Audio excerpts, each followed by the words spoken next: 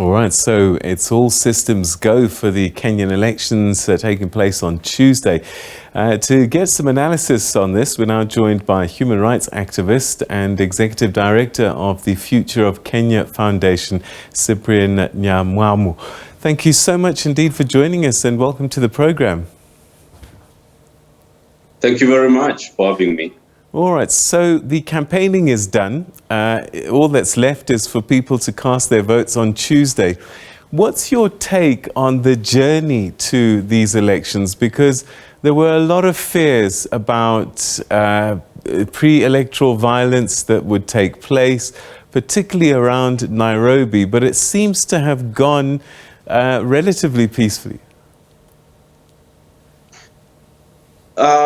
According to our analysis, the elections in Kenya normally are peaceful. All the violence normally follows the elections. So everything goes well until the voting is normally very peaceful. The counting goes well. The problem starts to come in after the tally and the announcement of the results. That's when you start seeing the conflict and the violence. It is not different even in this election. All right, so there's still concern that things may turn for the worse once these results come through. Is the electoral body ready? Are the systems working? There were questions raised about the electronic voters' roll at one point. We still have doubts. The Electoral Commission says they are all set and ready, but when we did a bit of the simulation in terms of a bit of the systems, there were doubts that that was completely in order.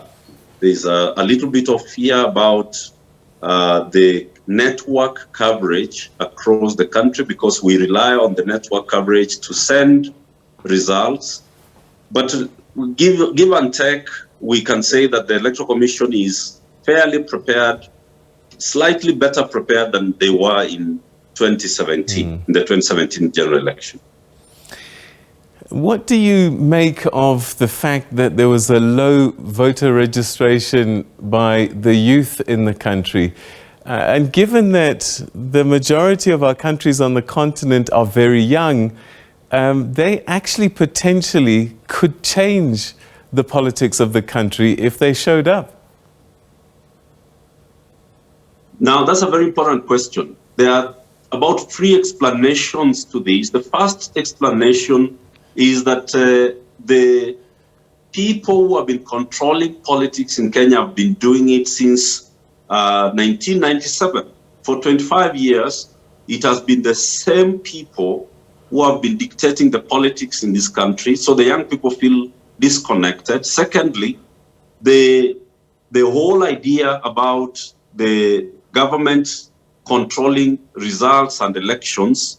And thirdly, that violence has been associated with elections over the last, practically over the last 4 elections. This has led to the youth apathy, who are largely unemployed. The economic and political explanations are very clear, and that is why a lot of young people decided not to register to vote. This is a big concern, especially for a country whose median age is 19.5 years. 19.5 years. So this is a very young country, but many of the young people did not register. It's because of the apathy that politicians don't change their lives. So does that mean that there's very little in terms of undecided voters that could swing the vote one way or the other? Are we seeing essentially those that support Odinga and those that support Ruto, that's what they will do? No one is going to cross that line? Not quite. There is a sizable percentile, about 8% points, that have expressed that they are undecided still. It is approximated that this may be divided evenly between the 2 leading contenders, which is likely to push Odinga probably to 53%, and William Ruto to about 45%. And so the scenario of a rerun, a runoff election has now become remote, but it was actually feared just 3 weeks ago. So right now we are looking at one of them getting the threshold, meeting the threshold of 50% plus one. Whichever way it goes, it is expected that we are likely to avoid a runoff. So the polls, what are they saying in terms of who will get past the line, and how accurate have they been in the past? The polling in Kenya has been marred with controversy, especially in the 2017 general election when Cambridge Analytica became a big player in the propaganda and the disinformation process in the 2017 general election. But previously, going back to 1997, 2002, 2007, we saw that the polling, including the exit polls by international agencies like IRI of America, were pretty accurate. They were pretty accurate. And we do not think that this year's polling is going to miss the mark too far. However, both sides claim that they are actually the ones who are going to clinch the victory. And they say that the opinion polls, especially the group which has been polled at number 2, led by the deputy president, they are saying that the polls that we are seeing are cooked up. But we tend to see that they are accurate across in the 47 county governments. And so there's no big reason to fear that they are not too accurate. They are pretty accurate, knowing about the errors of the margins of error. So traditionally, Kenyan politics has been very male-dominated. Some might even say patriarchal, and even use words like misogynistic even when it comes to dealing with female candidates. What about the Martha Karua factor? Will that change things in this particular election? The Martha Karua factor is big.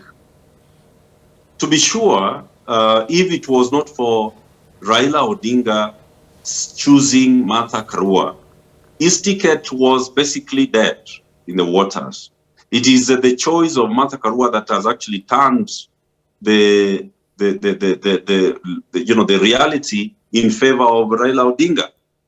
Before Martha was selected as the running mate for Raila Odinga on May the 12th May, Raila Odinga was performing pretty poorly. He was about 6 to 7 points behind Ruto. It is Martha Karua's coming onto the ticket, which has swung a huge section of the women and the youth, surprisingly, in favor of Raila Odinga. And we think that was actually decisive, probably the game changer in this election. Our hope is that then this will lead to probably 5 to 10 years of remarkable improvement in terms of the gender relationships and gender outcomes in governance and planning. All right, I was about to ask you about the future. Given that both of these presidential hopefuls are really old school when it comes to politics in the country, do you see a different Kenya after Tuesday, or is it just going to be a continuation of the kind of politics that we've seen for decades now? There is a huge likelihood that whoever wins the election, things are no longer remaining as they used to be, because the new constitution, we still call it new, although it has been around for 11 years now. The constitution of Kenya has changed very many factors in the politics of it. One of the reasons why there is no huge fear of, grand violence across the country is because of the 47 county governments. because that has changed the arrangement. So we hope, and we actually have seen that devolution of government through the decentralized system has changed a lot in favor of democracy and also the economy. So we know that, and we can actually project that whoever wins the election, there will be a change for the better in the coming years.